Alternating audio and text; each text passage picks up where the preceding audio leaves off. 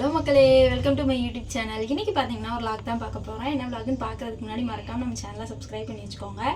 இன்றைக்கி பார்த்தீங்கன்னா ரொம்ப நாள் கழிச்சு ஒரு வித்தியாசமான ரெசிபி தான் பண்ண போகிறோம். ரொம்ப நாள் கழிச்சு தாங்க சிக்கனே சாப்பிட்றேன். நான் கிட்டத்தட்ட எப்போ மதுரைக்கு போகும்போது சாப்பிட்டது. அதுக்கடுத்து பார்த்தீங்கன்னா இப்போ தான் சாப்பிட போகிறோம். நம்ம டிஃப்ரெண்ட்டான ஸ்டைலில் இந்த இப்போ ட்ரெண்டிங்கில் இருக்குது பார்த்தீங்கன்னா அந்த விஜய் சேதுபதி சிக்கன், அந்த சிக்கன் தான் நம்ம பண்ண போகிறோம்.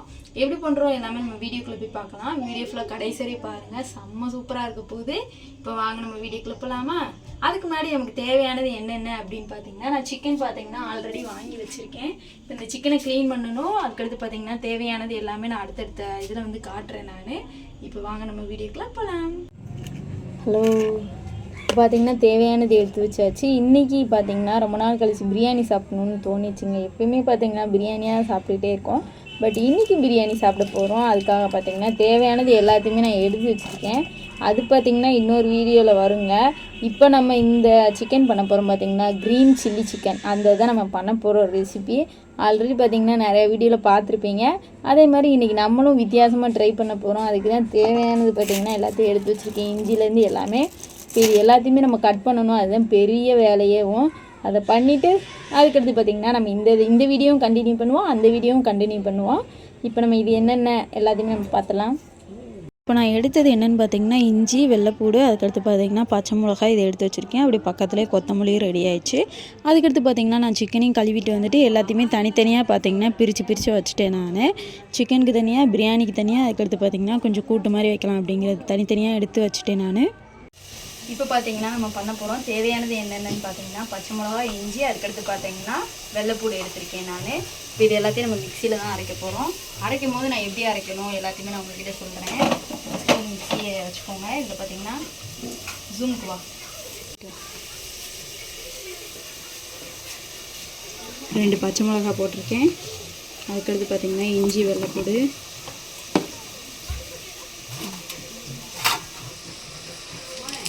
அதுக்கப்புறம் பார்த்திங்கன்னா கொத்தமல்லி, அதுக்கடுத்து பார்த்திங்கன்னா புதினா கண்ட்ராவே கிடக்கு. சரி, இந்த 3 மிளகு, கொஞ்சோண்டு சோம்பு, ஜீரகம்,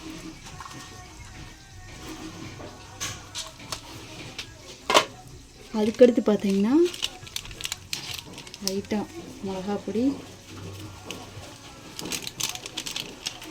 கரம் மசாலா,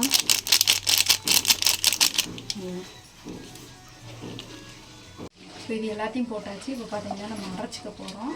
இதை வந்து தண்ணி எதுவும் சேர்க்காமல் கட்டியாக அரைக்கணும்.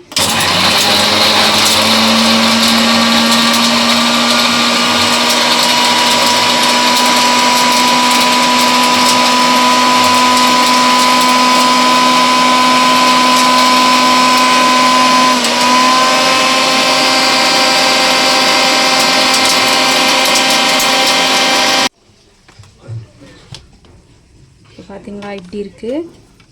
இதை வந்து இன்னும் கொஞ்சம் நல்லா மையாக நம்ம அரைக்கணும். ஸோ இப்போ பார்த்தீங்கன்னா எல்லாமே ரெடி ஆகிடுச்சு. இப்போ நம்ம மசாலாவை ஆட் பண்ணலாம். எப்படி ஆட் பண்ணுறது நம்ம பார்த்துக்கலாமா? வாங்க. பார்த்தீங்கன்னா இதை குறைன்னு அரைச்சிருக்கேன். இந்த அளவுக்கு தான் நீங்கள் அரைக்கணும். இதை வந்து நம்ம உள்ளே கொட்டிக்கலாம்.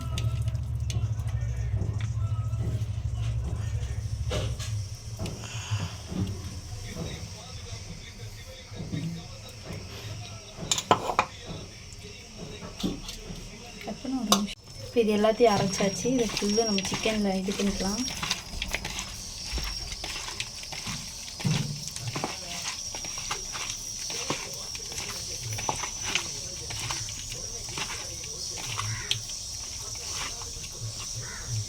போட்டாச்சு.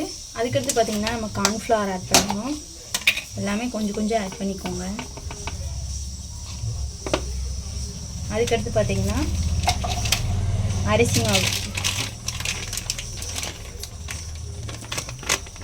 அது கொஞ்சோண்டு ஆட் பண்ணியிருக்கேன் நான். இது எல்லாத்தையும் மிக்ஸ் பண்ணிக்கலாம்.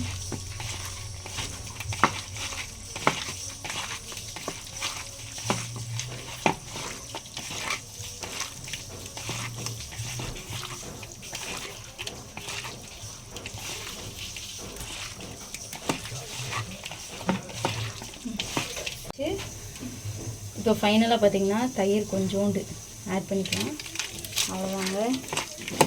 இது கூட சேர்த்து நல்லா கிளறி விட்டு இதை ஒரு 1/4 மணி நேரம் அப்படியே ஊற விட்டுருங்க. ஊற விட்டு எடுத்ததுக்கப்புறம் பொரித்து சாப்பிட்டிங்கன்னா சூப்பராக இருக்கும். நம்ம ட்ரை பண்ணி பார்ப்போம். அவ்வளோதான், ஒரு 1/4 மணி நேரம் ஊறட்டும். ஃபைனலாக பார்த்திங்கன்னா உப்பு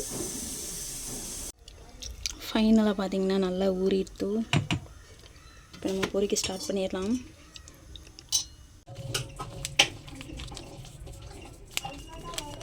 சரியா. ஃபைனலாக பார்த்திங்கன்னா கடலை மாவு எல்லாம் போட்டு மிக்ஸ் கரோ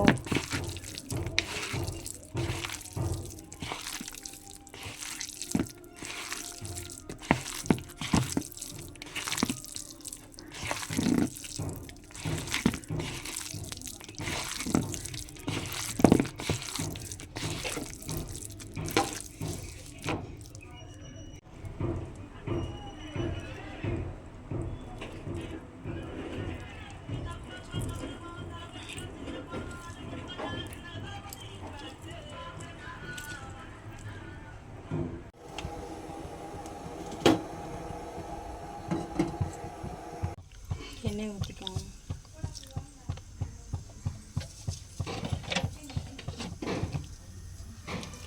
எண்ணெய் சூடாகட்டும்.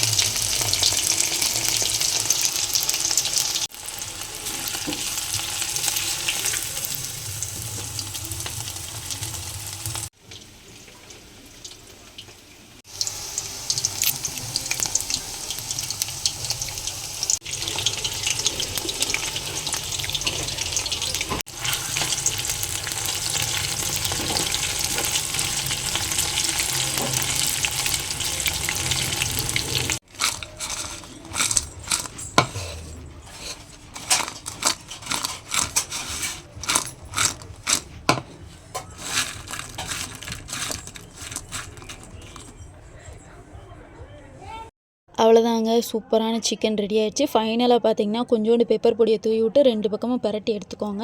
நீங்கள் நினைக்கல என்னடா க்ரீன் கலரில் இல்லையே அப்படின்ட்டு. க்ரீன் கலரில் பண்ணோம்னா அது ஒரு மாதிரி இருக்கும். பட் நம்ம கொஞ்சம் டிஃப்ரெண்ட்டாக இருக்கணும்ல, அதுக்காக பார்த்திங்கன்னா எப்பயும் போல் அந்த க்ரீனுக்கு தேவையான எல்லாத்தையும் போட்டு சிக்கன் பொடியெல்லாம் போட்டு பண்ணியாச்சு. இப்படி தான் இருந்துச்சு ஃபைனல் லுக்கு. செம்ம டேஸ்ட்டாக இருந்துச்சு. சீரியஸாக நான் சொன்ன மாதிரி ட்ரை பண்ணி பாருங்கள், வேறு லெவலில் இருக்கும். யூஸ்ஃபுல்லாக இருந்தால் மறக்காமல் சப்ஸ்கிரைப் பண்ணிக்கோங்க. பை.